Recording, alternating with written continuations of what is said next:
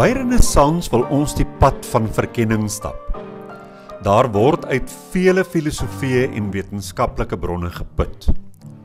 Ons besef dat elke individu sy of haar opvoeding en ervaring met hulle saamdra en as verwysingspunt gebruik wanneer hulle kommunikeer. Ons luister dus na mekaar en ag niemand se insigte as imperatief nie, maar eerder as aanvullend, met inagneming van waar hulle hul op hul reis bevind. Omdat Renaissans 'n familie van oop, denkende en eerlike reisigers is dit vir ons belangrik om gereeld met mekaar te praat. Ons skram nie daarvan weg om moeilike sake onder die loep te neem ten einde saam te groei nie. Ons verwag nie eenparigheid nie, maar streef na dialoog waarbinne respek, 'n oop gemoed en egtheid die weg baan tot nuwe moontlikhede. Dit beteken natuurlik dat ons nooit finale antwoorde kan hê nie, want ontdekking en groei voorveronderstel mekaar. Daarom wil Renaissans 'n veilige ruimte wees vir mense wat verken. Ons weet dat daar in alle tradisies waarheid te vind is. Daarom poog ons om ons ontginnings daaruit met eerbied en respek te doen, op soek na dit wat universeel en vir ons van waarde is. Ons waardes word gekenmerk deur openheid, egtheid, liefde en nederigheid en bovenal om nie te veroordeel nie. Renaissans bied 'n gemeenskap aan mense wat op soek is na ander wat die wêreld van spirituele verkenning met hulle kan deel. Of dit 'n fisiese gemeenskap is waarna jy op soek is en of jy virtueel wil deelneem, Renaissans maak ruimte vir beide. Jy gaan nou luister na 'n opname van een van ons byeenkomste. Jy's welkom, neem deel, plaas jou kommentaar, geniet hierdie ervaring saam met ons.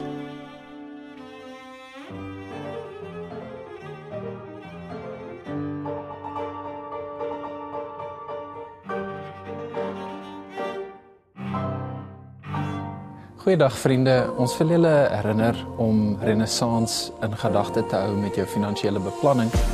As jy Renaissans 'n vaste item op jou begroting kan maak, kan dit ons help om 'n konstante inkomste te genereer, waarmee ons baie beter kan beplan en vooruitdink. Jou bydrae word opreg gewaardeer.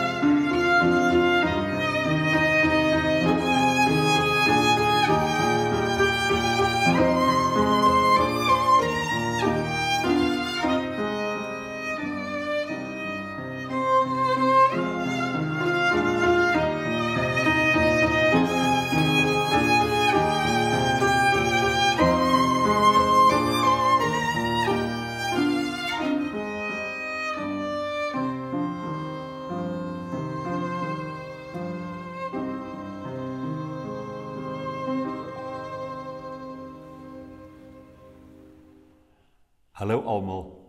Hierdie huisopname, of althans opname hier by ons plaaswerf Troukerkie, na vanoggend se byeenkoms in Renaissance, is net aan my te wyte.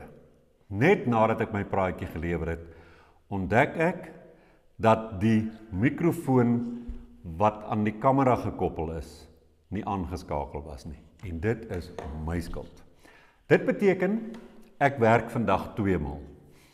Ons het almal saam vanoggend so in konsensus besluit, dat pleks daarvan dat ek die 3 evangelies, wat 3 verskillende prentjies van Jesus gee, naamlik Thomas, Maria en Judas, dat ek hulle nie in 1 praatjie sal hanteer nie, maar dit gaan bitterlik lank wees. Toe deel ons dit daar op in 3, en ek het net die eerste een hanteer, 'n inleiding tot die 3, en dan die eerste een hanteer wat Thomas is, en ek gaan nou dieselfde hier doen. So, die titel hiervan sou dan nou wees 3 Jesusse, 3 maniere van sien. Thomas, Maria en Judas herbesoek. Nou ter inleiding wil ek graag dit sê. Geloofstradisies het dikwels meer as 1 gesig, net so ook by die Christendom. Ons is geneig om te praat van die Jesus van die Bybel, maar ek het 'n paar praatjies gelede in 'n praatjie oor die 8 prentjies van Jesus, het ek reeds gesê dat daar nie in die Bybel 1 enkele prentjie van Jesus bestaan nie, maar dat dit 'n verskeidenheid van prentjies is. En daar is selfs dan nou, buite die Bybel, is daar ook prentjies van Jesus, in boeke, soos wat ons nou gaan sien, wat nie die kanon gehaal het nie. Maar kom ons stel dit so. Die vroeë Christelike wêreld was nie 'n ateljee met 1 kunstenaar nie, wat 1 prentjie geskets het van Jesus nie. Hoe jy hom moet sien, hoe jy hom moet glo, en so meer nie. Dit was veel eerder 'n markplein vol sketse, gesprekke en botsende interpretasies wat daar geheers het. Die illusie van 1 Jesus is presies net dit. Dit is 'n illusie. Daar bestaan steeds vandag 'n populêre wanopvatting dat die Christelike tradisie nog altyd oor 1 enkele korrekte, duidelike, omskrewe Jesus beskik het. Die historiese werklikheid is egter veel meer kompleks. Die eerste 3 eeue van die Christendom was nie 'n kumbaya kringetjie wat in vrede, saamgesing, vol liefde langs mekaar gesit en warm word het nie. Dit was 'n intense, lewendige debat. 'n veelstemmige gesprek oor wie Jesus was, wat sy betekenis was en wat dit beteken om gered te word. Die Nuwe Testament verteenwoordig ook nie die begin van hierdie gesprek en hierdie debat oor Jesus nie. Die Nuwe Testament is trouwens 'n moment van kanonisering. Dis 'n keuse wat gemaak is uit 'n veel groter literêre en teologiese landskap. Ek het gesê dat daar nie net 1 kunstenaar was in 1 ateljee nie, maar vele. En as jy nou dink aan 'n kurator, die Nuwe Testament kan so gesien word dat 'n kuratorskap aan die gang gesit is, waar langs sekere van die sketse gekies is, om uiteindelik in die uitstalruimte, wat jy die Nuwe Testament noem, te gaan hang. So hulle het gekies watter prentjies van Jesus kongruent is met dit wat die hoofstroom wou hê, en die hoofstroom oor hom geglo het. Die evangelies van Thomas, Maria en Judas herinner ons daaraan, dat die vroeë Christendom nie net oor 'n klem op geloof gegaan het nie, maar ook oor kennis, ervaring en bewussyn.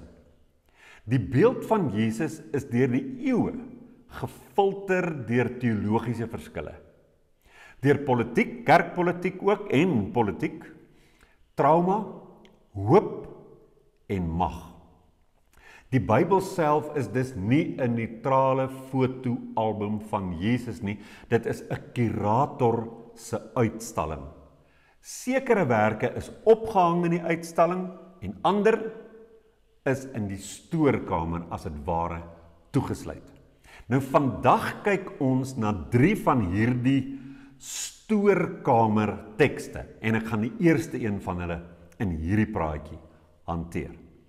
Die evangelie van Thomas, die evangelie van Maria Magdalena en die evangelie van Judas. Nou die evangelies van Thomas, Maria en Judas is nie bloot vergete tekste nie. Hulle verteenwoordig maniere van dink wat nie ingepas het by 'n godsdiens wat eenvormigheid van denke en geloof, orde, grense en gehoorsaamheid aan die dogma wou vestig nie.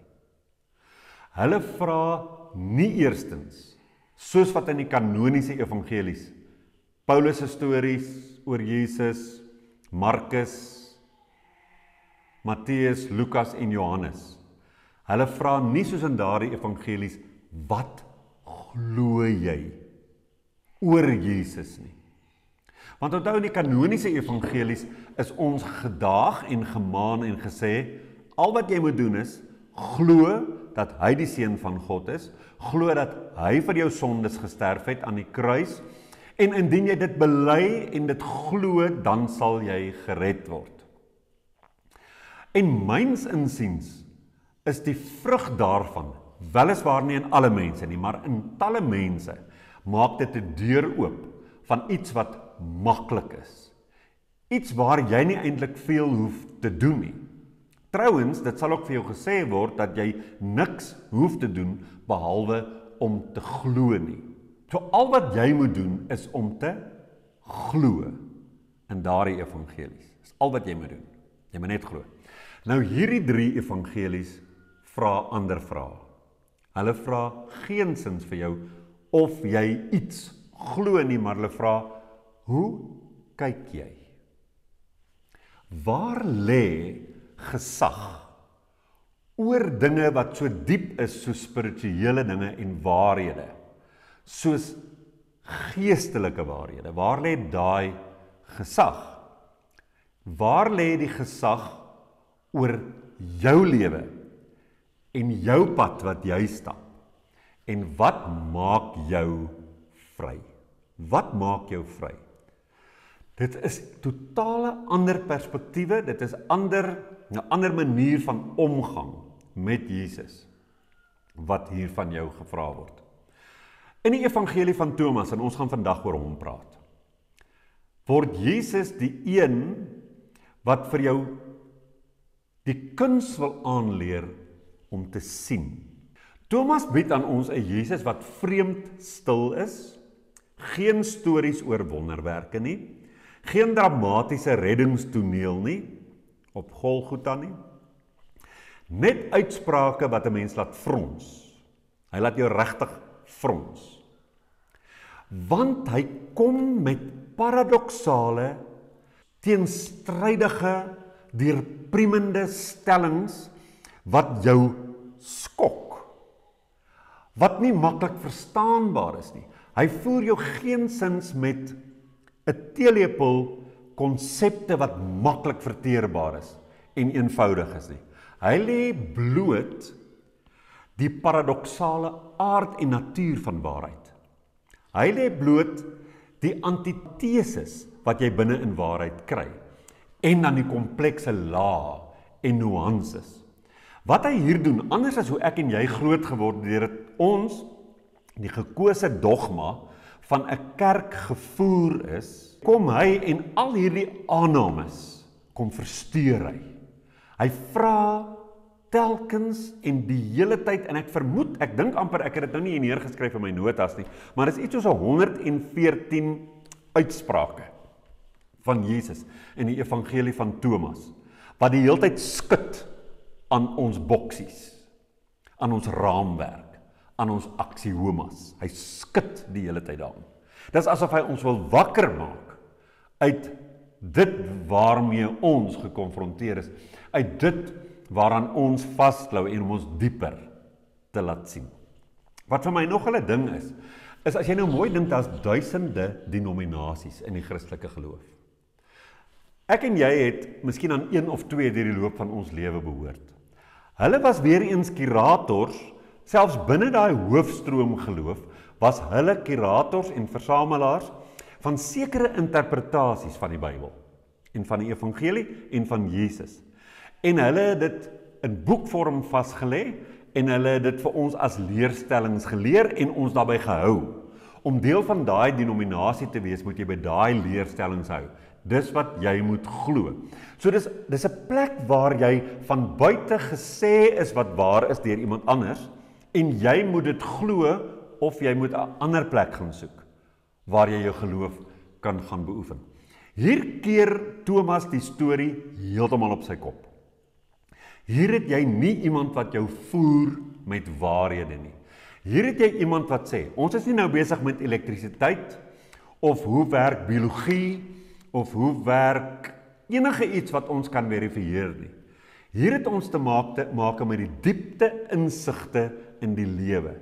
Het ons te maak met die kern van ons eksistensie, van ons bestaan.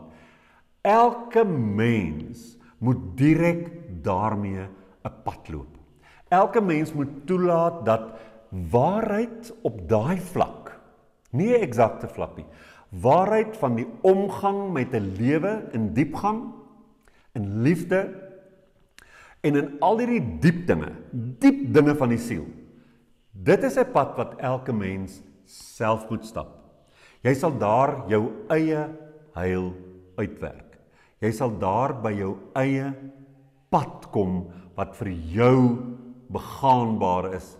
Jy sal daar by jou eie, ek wil dit sê, storie uitkom van inskakel met die lewe, met dit wat diep is, met dit waaroor die lewe ten diepste gaan.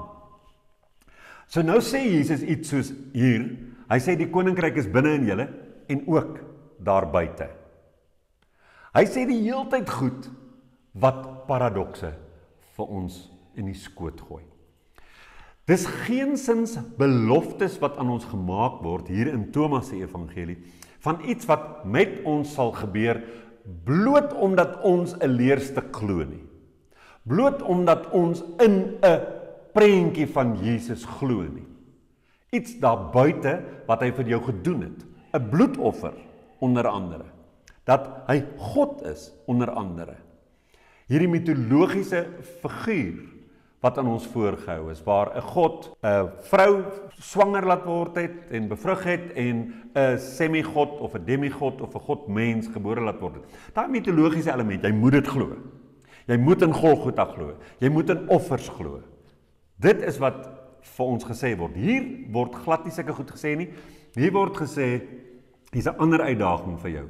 Nie een om 'n spesifieke prentjie van Jesus en van wat die geloofspad vra te glo nie, maar om te leer om waar te neem. Om te leer om te kyk. Om te leer om te soek vir die antwoorde. En daar kom vrae handig te pas. Vir my en jou om onsself te toets, ons waarhede te toets, die boublokke van ons lewe te toets. Kort ons nie nog verstewiging daarvan nie, want 'n mens beland so maklik in hierdie tonnelvisie as jy in een groepie betrokke is wat een ding glo en een ding napraat, soos in 'n denominasie of soos in hoofstroom Christendom. Wat daar gebeur is, jy kyk net links en jy kyk regs en jy sien daar's ander mense wat saam met jou glo, en dit verstewig vir jou die gevoel dat jy reg is.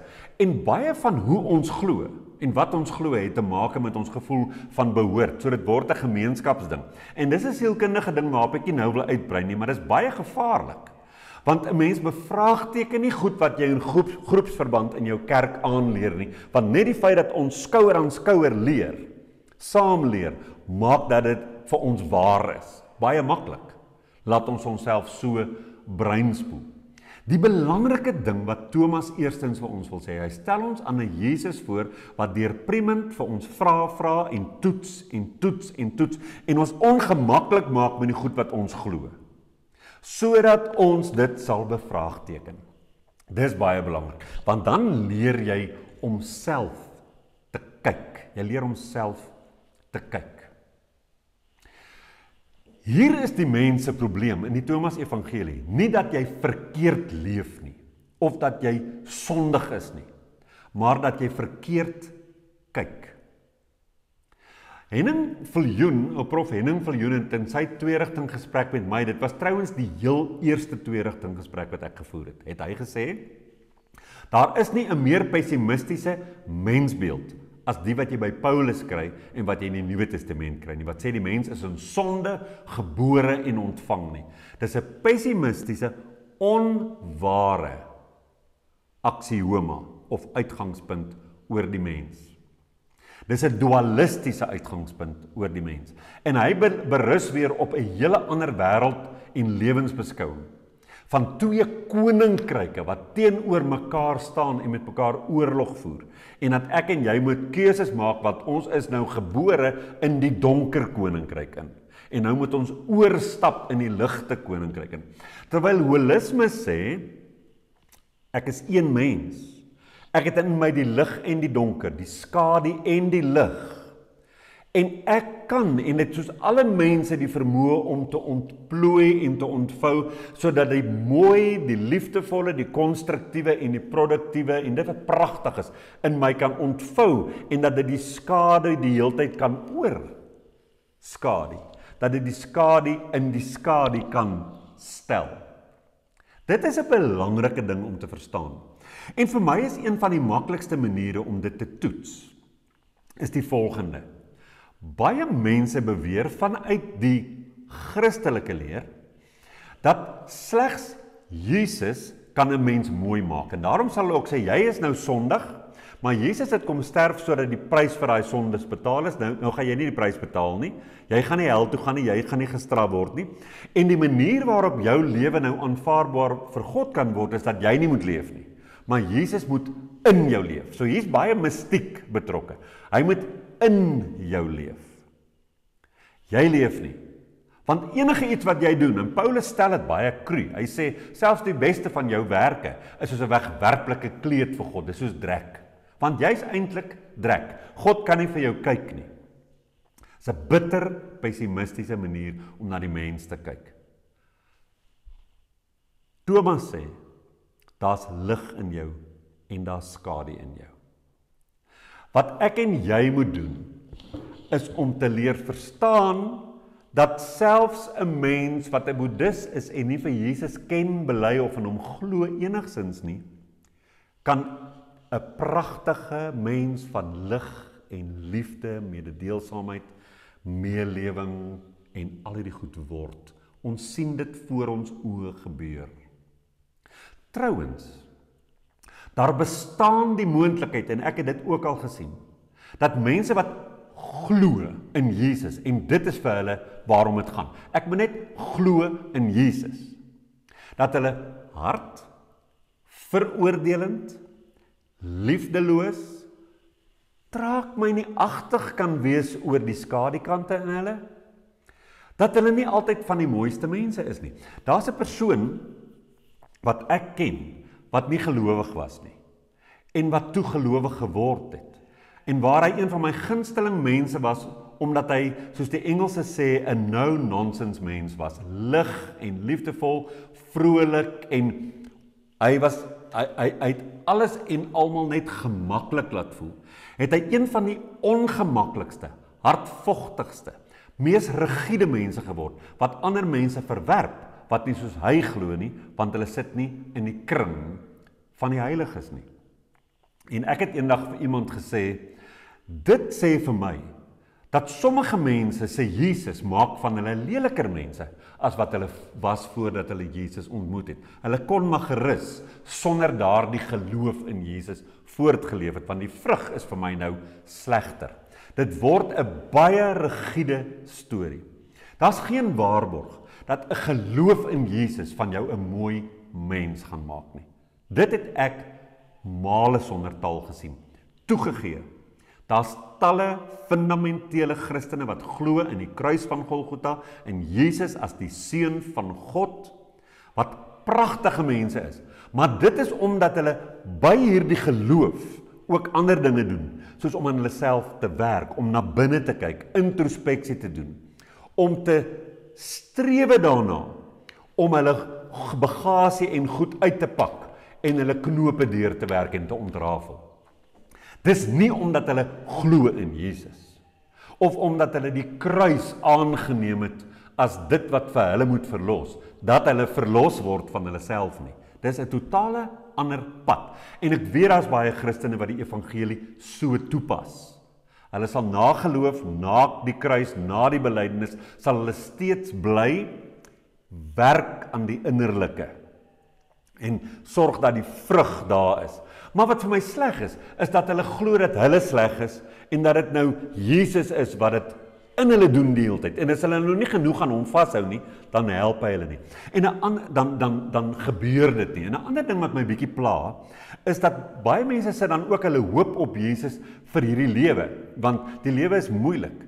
En nou sê hulle, my lewe is 'n gemors, dinge is deurmekaar, my emosionele wêreld is nie goed en uitgesorteer nie, my familielewe is nie gesond nie, maar ek plaas my hoop in Jesus. Om twee redes. Die een is vir die hiernamaals, want dan gaan alles mos nou perfek gemaak word. Maar ook wat hier betref, al wat ek nou sal doen is, ek sal maar verduur wat aangaan, en ek sal nou maar net weet, ek is miserabel, maar Jesus is daarom daar, ek kan by hom gaan sit, en huil, en op sy skouer gaan lê met my kop, of op sy skoot gaan klim. Ek glo nie, dat dit die knoop deurraak, dat jy deur jou emosionele kwessies werk, dat jy jou familielewe gesonder maak, dat jy die werk doen wat ons as volwasse mense moet doen, om te blom, om vooruitgang te maak, in ons emosionele lewe, en in die diepste kamers van ons wesens nie. Want jy hou dit ekstern, die sin van jou lewe is nou, Jesus daar buite, en hoe sleg dit nou ook al hier gaan, ek kyk nie daarna nie, ek bid net nog. Ek gaan klim net nog op Jesus se skoot. Ek gaan huil net nog by Jesus. En dan is daar verligting, maar daar kom nie transformasie nie. Daar kom nie verandering nie. Dis nie met alle mense so nie, maar dis met talle mense wat ek in my lewe ontmoet het, is dit die geval. En dis die mense wat later verslaaf raak daaraan om kerk toe te gaan, en om te bid, en om allerlei van hierdie rituele te pleeg, sodat hulle verligting kan hê. Dit word amper soos 'n dwelm. Daai manier van om met Jesus om te gaan. Daar's 'n ander pad. En Thomas stel ons voor aan 'n ander pad. Hy stel ons voor aan 'n Jesus wat sê, verlossing gebeur wanneer 'n mens raak sien dat dit wat jy soek nie eers weggesteek is nie. En ook nie in 'n persoon daar buite geleë is nie. Maar dit waarna jy op soek is reeds aan jou binnekant. In Thomas se evangelie is Jesus dus minder van 'n redder en meer van 'n wysheidsleraar wat jou fokuspunt verskuif. Hy verskuif jou fokuspunt van geloof na sien. Hy verskuif jou fokuspunt van iets ekstern wat jou moet help. En as hy jou nie help nie, dan moet jy dit aanvaar, dan moet jy maar net op sy skouer huil, na 'n plek toe waar jy self werk en ontwikkel en groei, dat die wonderlike kiem van die dieptes van hierdie mens wat jy is, dat dit tot wasdom kan kom, en jy kan volwasse word in alle fasette van jou lewe. En dit maak natuurlik van hom wat Thomas is, sê Jesus, 'n gevaarlike een, veral vir die ouens wat die kurators was, van daai oorspronklike manier, of daai manier van dink, waarmee ek en jy groot geword het.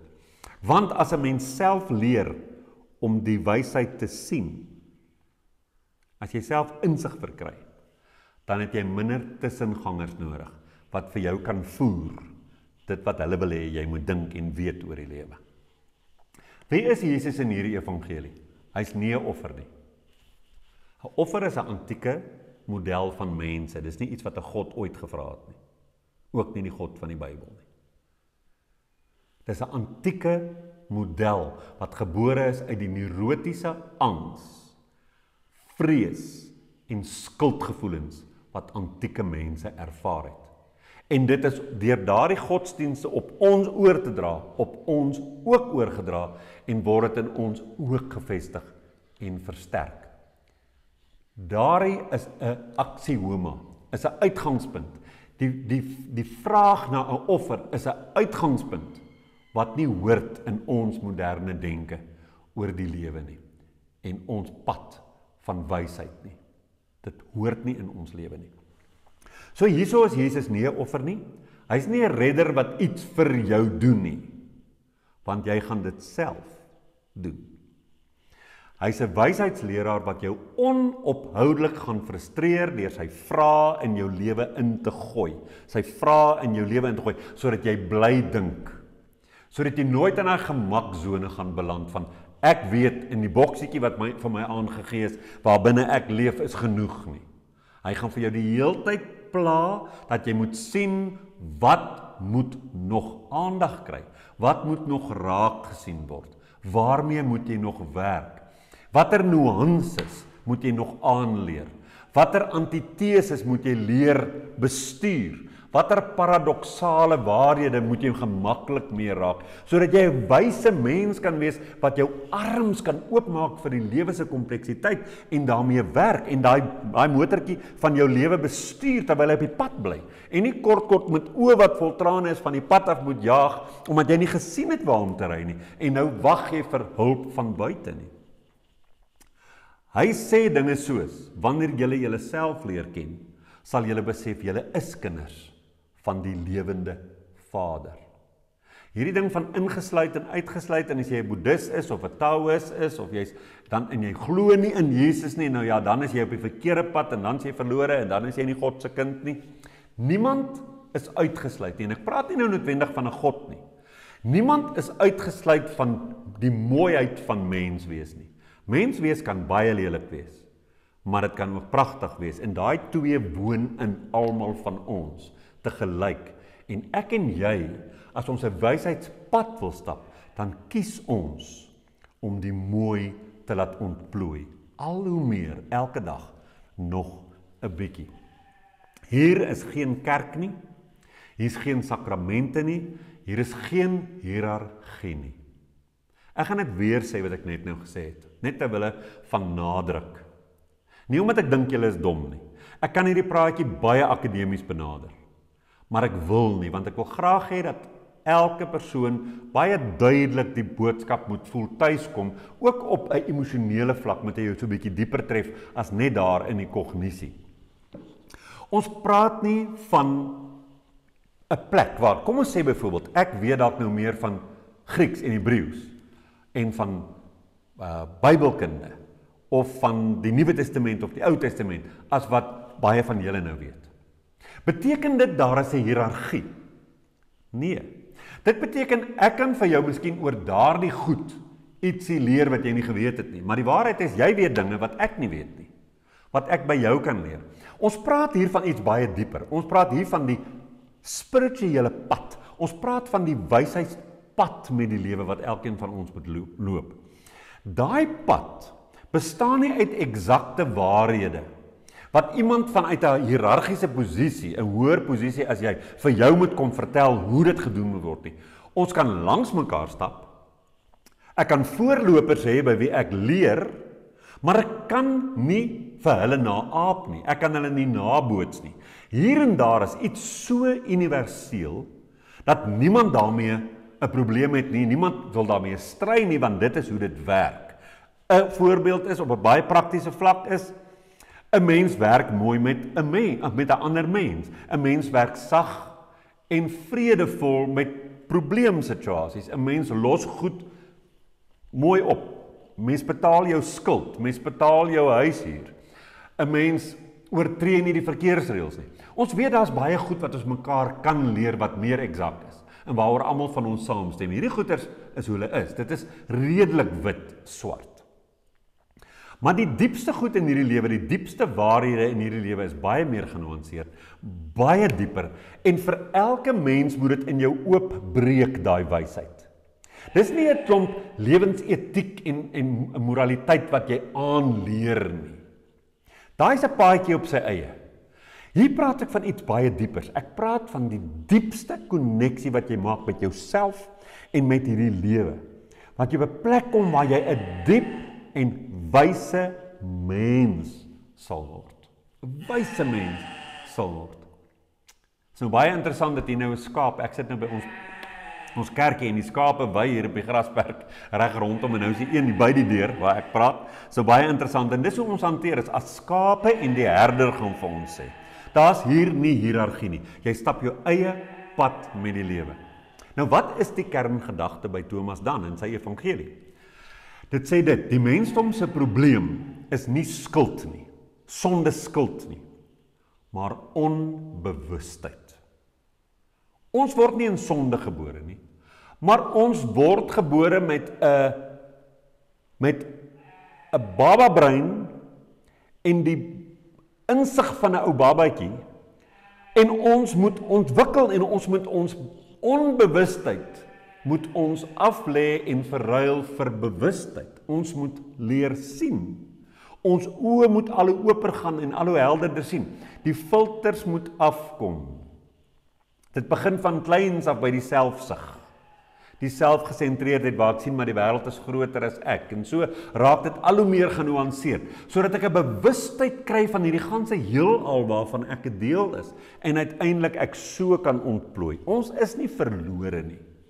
Ons is bloot onkundig, onwys en verward. Veral as kinders, veral as tieners en dikwels as jong adolessente ook. Verlossing gebeur nie in Thomas se evangelie deur geloof in 'n gebeurtenis op Golgotha nie, maar deur die ontwaking om te kan sien wie ek alreeds potensieel is. Ek is so gebore. Ek is gebore met al die potensiaal vir boosheid. En ek is gebore met al die potensiaal vir dit wat diep en mooi en wys en liefdevol is. Ek moet dit kan sien. En daai mooi moet in my ontwaak en in my groei. Hier funksioneer Jesus meer soos 'n zenmeester. Hy gee nie vir jou antwoorde nie. Daar's niks wat eenvoudig is hierson nie. Hy versteur juis jou aannames. En dit is presies waarom hierdie evangelie die hoofstroom evangelie bedreig het en vandag nog bedreig.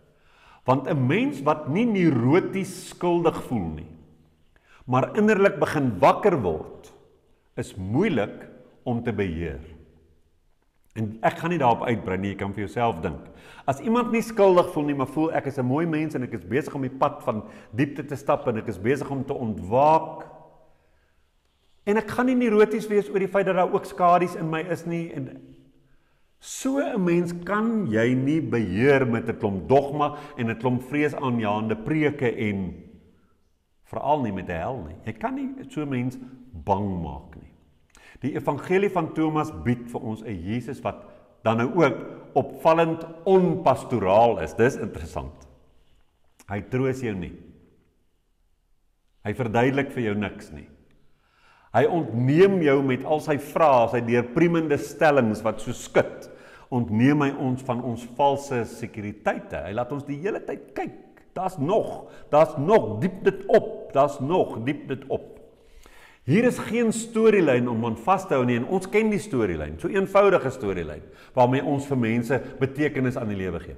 Ja, wel, dinge is moeilik in die wêreld, daar's siektes en daar's dorings en daar's distels en daar's aardbewings en daar's al die goed wat nie reg is nie, want die wêreld is gebroken, want 'n vrou het in 'n tuin het sy gesondig en uiteindelik is die mens daar uitgejaag en nou is jy gebore in daai sondige toestand, maar nou gelukkig het God jou gekoop in 'n transaksie Het God jou gekoop deur die bloed van sy seun uit die koninkryk van duisternis. So as jy dit net wil glo, dan kom jy daar uit en dan kry jy al hierdie beloftes dat jou lewe sal nou beter word. Jy kan dalk die siektes wegbid of jy kan dalk die armoede wegbid of tiendes gee dat die armoede kan wegkom en wegraak uit jou lewe uit en jy gaan beslis nie hel toe nie. Jy's nou gered, so moenie bekommerd wees as jy nou en dan 'n sondetjie doen nie en dan gaan jy hemel toe en dit is die storie. En dan klou mense vas, daai storielyn.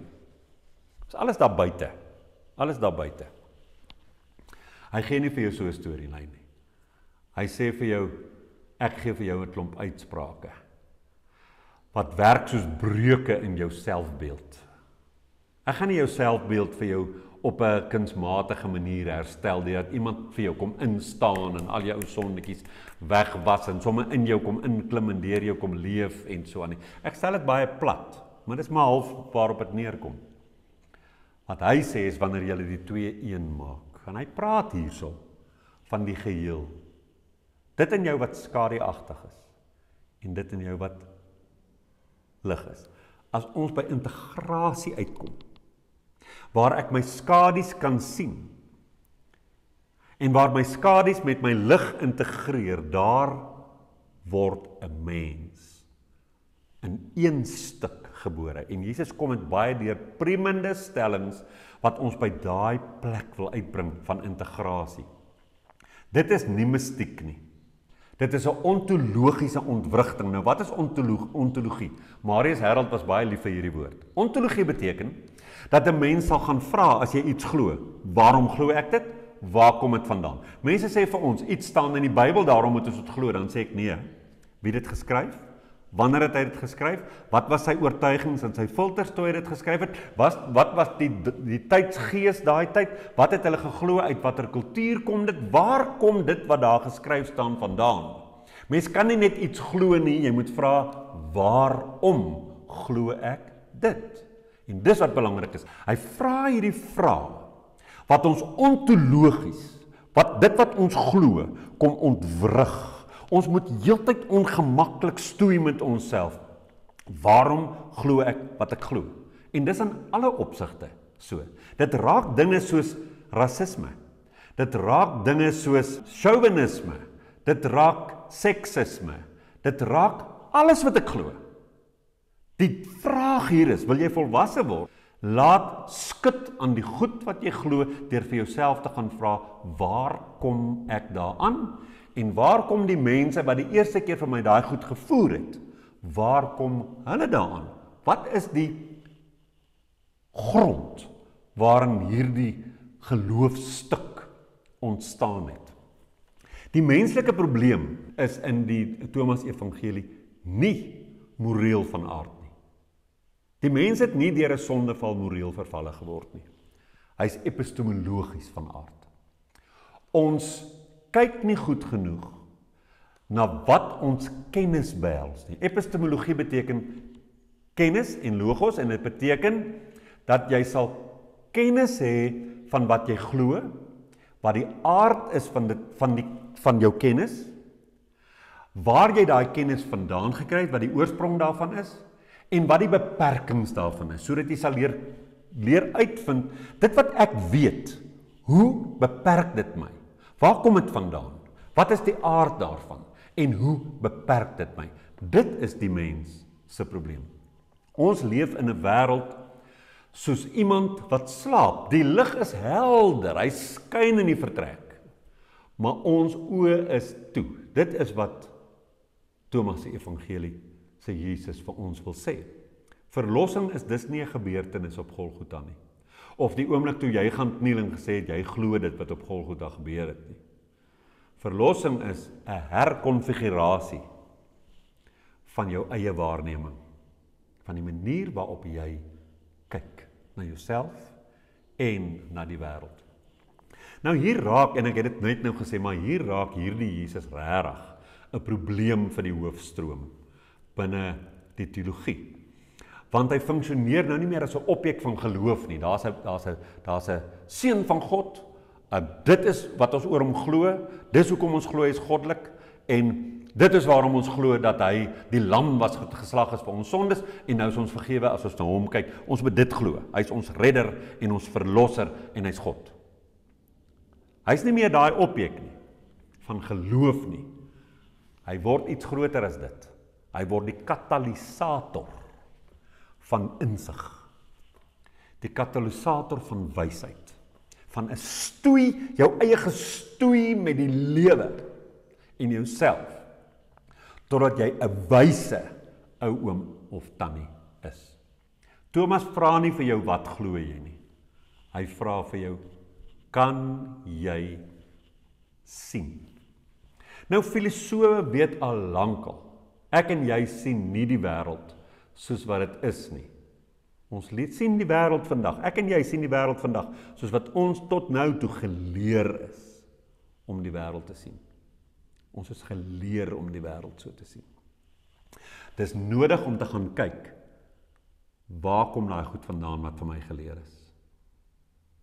Wat ek sommer net so vir soetkoek opeet, omdat ek van my kinderdae af daarmee geïndoktrineer is. Waar kom dit vandaan? Is daar nie 'n ander manier om te kyk nie? Is daar nie beperkings in hierdie kennis nie? Is daar nie antieke idees in hierdie kennis ingebou wat dit ongeldig maak nie? Hoe gemaak met dit wat ek weet vandag?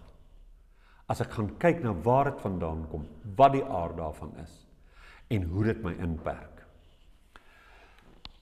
Thomas help ons nie deur vir ons nuwe inligting te gee nie. Dit is nie net nog 'n leerstuk nie. Hy kom herkalibreer wat ons geglo het tot vandag toe. Hy kom herkalibreer ons persepsies en ook oor Jesus. En 'n mens kan dit verwerp as jy wil, want ek dink nie dit is noodsaaklik dat 'n mens enige opinie oor Jesus hoef te hê nie. Dit is so. Dit is werklik waar. As jy vandag na die wêreld kyk en jy kyk na mense wat buite die Christelike godsdiens is. Ek het een so 'n vriend, julle ken hom, ek gaan nie aanhoudend sy naam noem nie. Hy's 'n lieflike mens.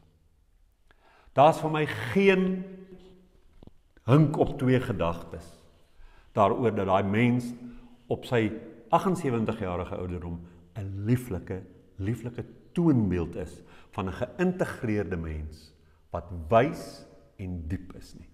Daar's met hom niks fout nie. So ons persepsies kan geherkalibreer word en dit is wat hierdie evangelie wil doen. Indien 'n mens met Jesus werk as een van jou voorlopers, as een van jou wysheidsleraars. En ek wil deur hierdie praatjie dit aan niemand, ook nie binne Renaissance of een van my YouTube-volgelinge of Facebook-volgelinge opdring en sê, jy moet nou met Jesus werk nie. Maar ons almal het met die Jesus storie groot geword en daarom is dit vir my belangrik om hierdie goed op die tafel te sit sodat 'n mens daarmee kan werk en vir jouself kan uitklaar oor, is hier iets wat ek hieruit kan leer? En wat vir my baie interessant is dat dit waarmee die Thomas Evangelie ons konfronteer, is so eie tyds, dat dit ook inspeel op die sielkunde van Jung, wat vir ons die mens se dilemma verduidelik, dat ons met ons skadu moet integreer. En dat dit is hoe 'n mens volwasse word. So, jy het hier 'n boodskap wat nie beperk is tot antieke tye nie, maar wat oorspoel tot in ons dag. En daarom, in 'n sekere sin, voel ek oor die Thomas Evangelie, dat dit iets is wat so eie tyds en universeel is, en ontdaan is van antieke snaakse elemente, soos offers en sondevalle en goed wat ons vandag weet, uit antieke koppe kom. En ek het dit vanoggend gesê en ek gaan dit nou weer sê, dat 'n mens sukkel hiermee as jy glo dat alles wat ons geleer is in die kerk is openbarings van God. God het agter 'n skuifpaneel gestaan en toe skuif hy dit oop en toe wys hy vir mense die waarheid en toe skuif hy weer toe en toe skryf hulle dit in 'n boek en dis nou 'n openbaring en ons moet dit nou glo. Maar daai is nie iets wat ons vandag meer glo nie. Wat ons weet met ondersoek van die geskrifte kan ons sien hoe dat hulle verskriklik menslik is. Hulle gee vele prentjies. As jy net oor Jesus dink, kan sien jy maak die evangelies los. En as jy nou teruggaan na my praatjie toe, 'n paar weke gelede, 8 prentjies van Jesus binne in die Bybel, is eintlik 9 van hulle. dan besef 'n mens, jy het met mense se persepsies, mense se insigte, mense se waarhede daar te doen. En dis nie goddelike openbarings nie, en daarom kan ek vandag met groot vrymoedigheid sê, dat dis nie vir my 'n probleem om voor die Thomas Evangelie te kom staan en te kan sê, "Sjoe, maar hierdie is 'n manier om na Jesus te kyk wat aansluiting vind by 'n eie tydse kennis van die mens, van die siege, van die wêreld en van hoe ons aan mekaar gesit is nie, sodat mense hier beter gehelp word om 'n volwasse mens en 'n diep mens te word as wat die geval is in die evangelies. Hoe goed die kerk dit nou ook al mag bedoel met daardie evangelies. Daar's te veel beperkings in daai perspektief. Daar's te veel goed daar wat antiek is en wat nie bruikbaar is vir ons mensbeeld en ons wêreldbeeld. En in daai sin wil ek sê, jy kan dit verwerp of jy kan besef dat waarheid nie iets is wat jy ontvang nie. Jy ontvang dit ook nie vandag by my nie. Ek stuur jou ook vandag. Ek vra vir jou ook vandag, laat my toe om jou hok te skud en begin vir jouself vra. Want jou kontak met wysheid en diepte sal in jouself ontplooi soos wat jy die vrae vra. Vrae is baie belangriker as pasgemaakte en uitgewerkte antwoorde wat ander mense vir ons gee. Dit is ons glo. Ek wil afsluit deur te sê, jare gelede in Melville, toe ek begin dekonstrueer het aan die evangelie, en toe het 'n oom wat in my gemeente was eendag vir my gesê, jy verwar my verskriklik, ek weet nie meer wat om te glo nie. Toe sê ek vir hom, dis die beste plek op aarde om te wees. Gaan sit met daai vrae. En vandag, dit is nou so, hy het vir my daai vraag in 2017 gevra, ons trek nou in 2015, dis 8 jaar later, en ons is nog vriende. En hy is vandag 'n oom van 3 en hy word nou in Januarie 83, en hy sê vir my, tussen jou en YouTube, het ek daarom geleer om my eie antwoorde te kry.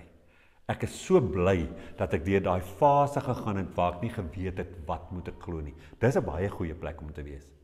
Want om te bevraagteken wat vir jou geleer is verskriklike belangrike beginpunt vir om uit te breek en jou eie antwoorde te gaan soek en by autentieke menswees uit te kom, waar dit wraggies 'n waarheid is wat in jou gegroei het, nie iets waarin jy gebreinspoel is nie. Ek hoop dit het vir julle ietsie beteken.